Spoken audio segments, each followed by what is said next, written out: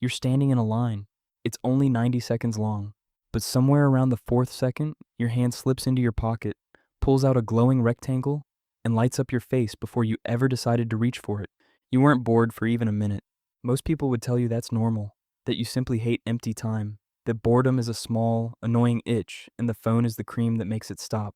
But the real answer is far stranger, because the thing you just ran from is one of the oldest forces in the human mind. It shaped your ancestors. It quietly built your imagination. And for almost the entire story of your species, it had absolutely nowhere to hide. So sit with this for a moment. What did ancient humans actually do with their boredom? Start with the part nobody tells you. Your ancestors had a staggering amount of free time, not a little, a lot. For most of the 20th century, people assumed prehistoric life was a desperate grind. Wake up, hunt, nearly die, sleep, repeat. A life so brutal there was no room for anything but survival. Then an anthropologist named Richard Borsche Lee went to live with the Jew Swansea of the Kalahari Desert. He watched, he counted, he measured exactly how many hours they spent finding food. The number shocked him, roughly 15 to 20 hours a week. That was it. That was the whole job of staying alive. Marshall Solins took that data and gave it a name that flipped a century of assumptions. He called these foragers the original affluent society. Not affluent because they had things, affluent because they had time. So picture the real ancient day. The food is gathered by early afternoon. The shelter is fine. The children are fed. And now their long, slow, golden hours with nothing in them that has to be done. No screen, no feed, no notifications. Just you, the people around you, and a vast, open evening. What do you do with that? This is the question your ancestors answered every single day, and their answers are still living inside you right now. The first thing they did was talk, endlessly. The anthropologist Polly Wiesner studied conversations among the Yuhuanxi and found something beautiful. During the day, people chatted about practical things, land, tools, who did what. But at night, around the fire, the talk transformed. Wiesner found that after dark, the vast majority of conversation became stories, tales of distant people, myths, gossip stretched into legend. The boring hours of darkness became the birthplace of imagination, because there was nothing else to fill them. Think about what that means. Firelight didn't just keep your ancestors warm, it gave them a stage, and boredom gave them a reason to step onto it. The dull hours weren't empty, they were fuel. Now here's where it gets stranger.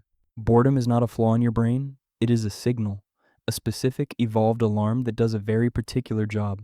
A psychologist named John Eastwood describes boredom as the unpleasant feeling of wanting, but being unable, to engage your mind. It's not tiredness, it's not laziness, it's your attention searching for somewhere meaningful to land and finding nowhere. And that searching is the whole point, because a mind that tolerates emptiness forever never goes looking for anything new. A creature perfectly content to stare at a blank wall never invents the painting. Boredom is the push. It is discomfort with purpose. It is your brain refusing to let you waste yourself. So when your ancestors hit those long, idle hours, the boredom didn't let them rot. It nudged them. Carve something. Sing something. Wonder about the lights in the sky. Ask why the river bends. Why does this matter to you? Because a researcher named Sandy Mann decided to test what boredom actually does to a person. She gave people the most mind-numbing task she could invent. She had them copy numbers out of a phone book, by hand, for a long, dull stretch of time. Then she asked them to be creative, to dream up unusual uses for an everyday object. The bored group crushed it. The people who had just suffered through pure tedium became dramatically more inventive than people who hadn't. Mann's conclusion was simple and a little uncomfortable. Boredom isn't the enemy of creativity. Boredom is the doorway to it. When your mind has nothing to grip, it stops gripping outward and starts drifting inward. It wanders. It connects things that don't normally touch. That wandering has a name in neuroscience, and it lights up a whole network in your brain that only fully comes alive when you are doing nothing at all. Your ancestors lived inside that wandering for hours, for lifetimes. You barely visit it for 90 seconds. Now think about the deeper thing those idle hours produced.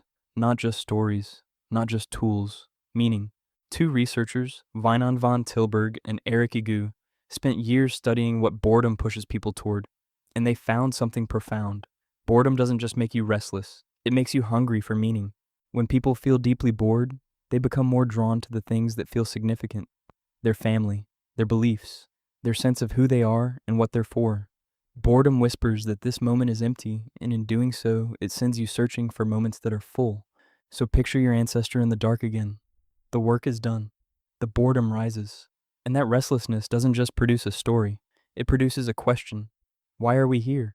What happens when we die? What are those lights? Some scientists believe this is part of where religion was born, where art was born, where the first myths and the first burials and the first wondering about the stars all came from. Not from leisure alone, from bored, restless, searching minds that had time to ache for something larger. The empty hours made the deep questions. Now here's the twist that should stop you cold. There was a famous experiment run by a psychologist named Timothy Wilson. He put people in a plain room, no phone, no book, nothing to do. He asked them to sit alone with their own thoughts for about 15 minutes. That was the entire task. Just think. Most people hated it. But that's not the shocking part. In one version of the study, there was a button in the room. Pressing it would give the person a small electric shock. They had already felt it earlier and said they'd pay money to never feel it again. And yet, left alone with nothing but their own minds, many of them pressed it on purpose. Some pressed it again and again. One man pressed it 190 times. Read that once more. People chose physical pain over the experience of sitting quietly with themselves. So ask yourself the question Wilson was really asking. When did the inside of your own head become a place you'd rather electrocute yourself than visit? The answer is that it didn't, for most of human history. Your ancestors had no escape hatch, no button, no feed. When the boredom came, they had to walk through it. And on the other side of that walk was imagination, reflection, connection, and meaning. You have an escape hatch now. It's in your pocket. And it works so well that you may have never once walked all the way through boredom to see what's waiting on the other side. This is the modern mirror, and it's uncomfortable. Your ancestors were affluent in time and poor in distraction. You are the exact opposite. You are drowning in distraction and starving for stillness. Every empty second of your day now has a filler, engineered by some of the smartest people alive specifically so that the gap never opens. And when the gap never opens, the wandering never starts. The stories don't form. The deep questions don't rise. The doorway Sandyman found stays shut because you fill the room before boredom can ever push you through it. You haven't beaten boredom. You've evicted the thing it was trying to give you. But here's the part that should give you hope. None of this is broken in you. The machinery is all still there. The wandering mind, the hunger for meaning, the creativity waiting on the far side of tedium. It's the same equipment your ancestors used around the fire. It's just waiting for you to stop filling the gap. So try something they did without thinking. The next time you're in that 90-second line, leave the phone in your pocket. Let the boredom come. Feel it rise, feel it itch, feel your hand twitch toward the glowing rectangle. And then just don't. See where your mind goes when you finally let it wander. Notice the strange little thought that surfaces, the memory, the idea, the question you forgot you had. That drifting feeling isn't wasted time. It's the oldest workshop your species ever built. It's where the stories came from. It's where the meaning lives. So go back to that line you were standing in. 90 seconds. Your hand reaching for your pocket before you decided to. You thought you were escaping nothing. You thought boredom was empty, a small dead space to be killed as fast as possible. But the empty space was never empty. It was the one room your ancestors lived inside for 100,000 years. The room where imagination and meaning and the first questions about the stars were all quietly born. And it's still there, still waiting.